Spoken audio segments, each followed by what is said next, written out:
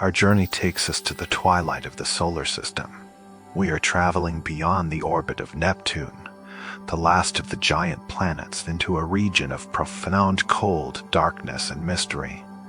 This is the third zone of our solar system. The first was the inner rocky worlds.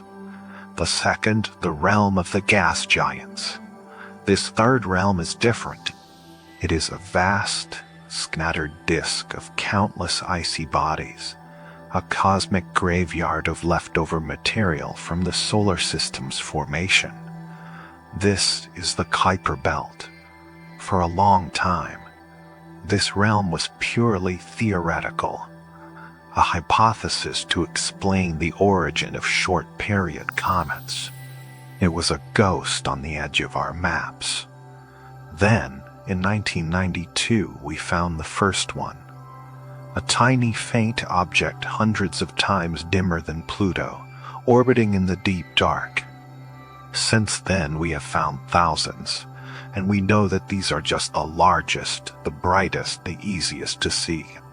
There are likely hundreds of thousands of objects larger than 100 kilometers across, and billions, perhaps trillions of smaller comet-sized bodies. Let us drift into this forgotten land.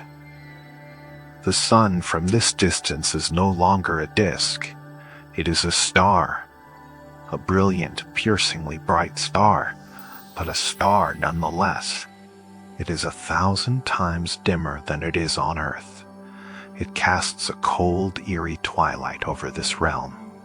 A light that is more like a full moon on a clear night back home. The warmth is gone. The surfaces of the worlds here are unimaginably cold, hovering just a few dozen degrees above absolute zero. At these temperatures, water ice is no longer just ice. It is a rock. It is as hard as granite, and it forms the bedrock of these worlds. We are in a place where the definition of a world begins to blur.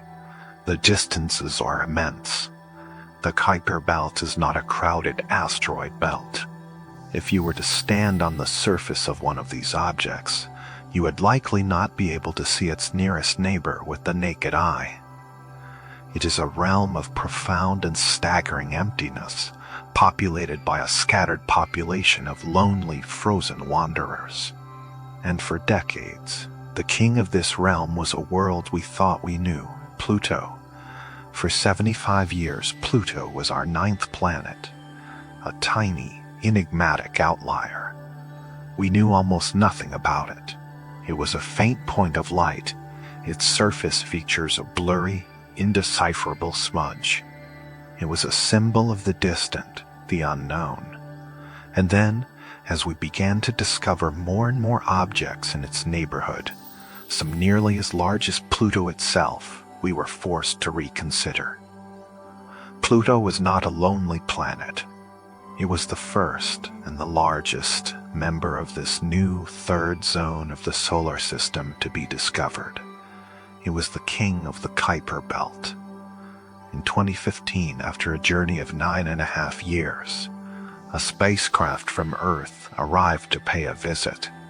The New Horizons probe flew through the Pluto system, and in a few frantic hours of data collection, it transformed a blurry point of light into a vibrant, complex, and stunningly beautiful world. Let us visit the Pluto that New Horizons revealed. From a distance, it is a world of surprising color. It is not a dull, gray ball of ice. It is painted in hues of pale white, creamy yellow, and a deep, surprising reddish, brown, and as we draw closer, we see a surface of incredible diversity and youth. There are vast, ancient, heavily cratered highlands, a testament to the violent history of this realm. But then, there is the showpiece, a vast heart-shaped plain of brilliant, white ice, stretching for 1,000 kilometers. This is Sputnik Planitia. It is a glacier, but it is not a glacier of water ice. It is the colossal, flowing sea of frozen nitrogen, methane, and carbon monoxide, and it is alive. We see no craters on its surface, which means it is incredibly young, geologically speaking. The surface is constantly being renewed.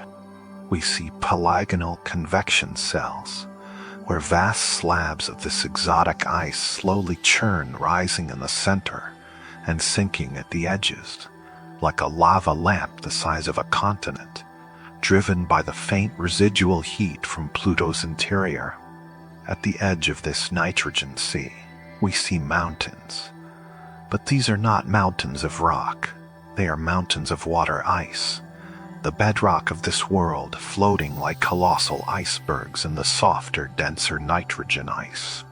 Some of these mountains are miles high, their peaks capped with a frost of methane that gives them a surreal, snow-capped appearance. We see vast, snake skin, like terrains, networks of deep fissures and canyons.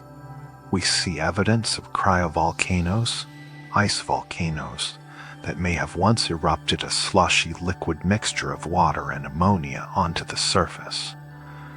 Pluto is not a dead world.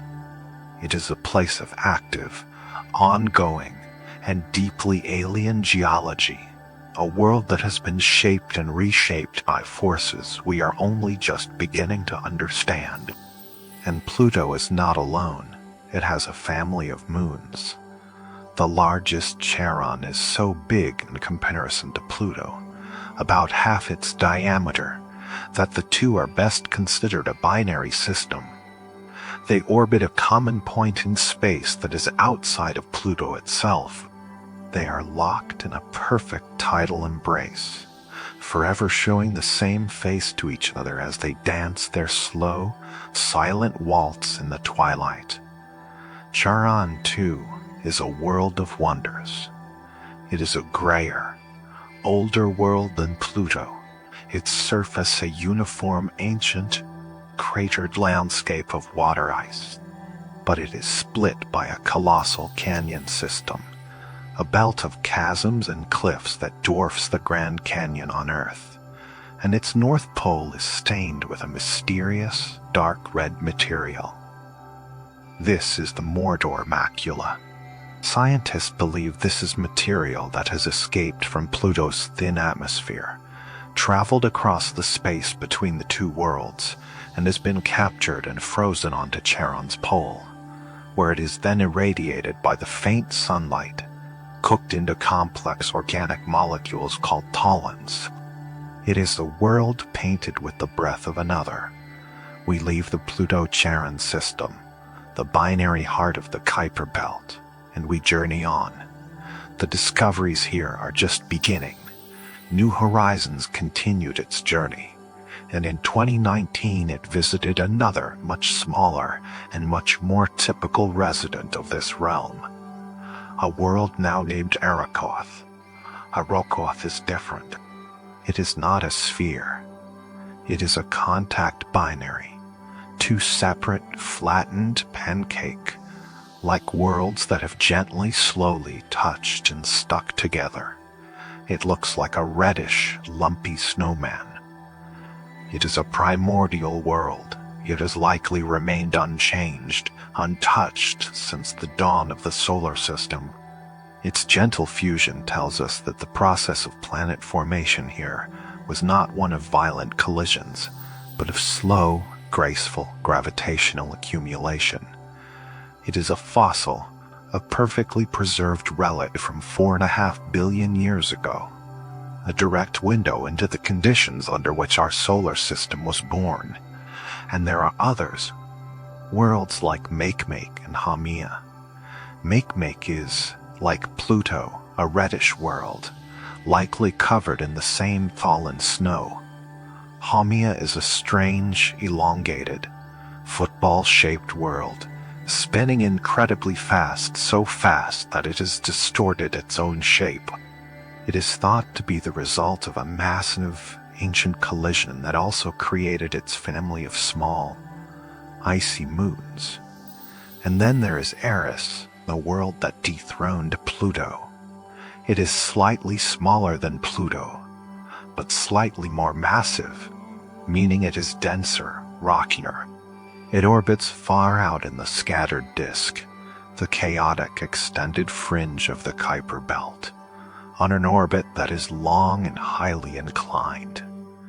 It is a true hermit, a resident of the deep, deep suburbs of the solar system. To explore the Kuiper Belt is to explore a different kind of planetary science. These are not grand, dynamic worlds like Jupiter or familiar, rocky worlds like Mars.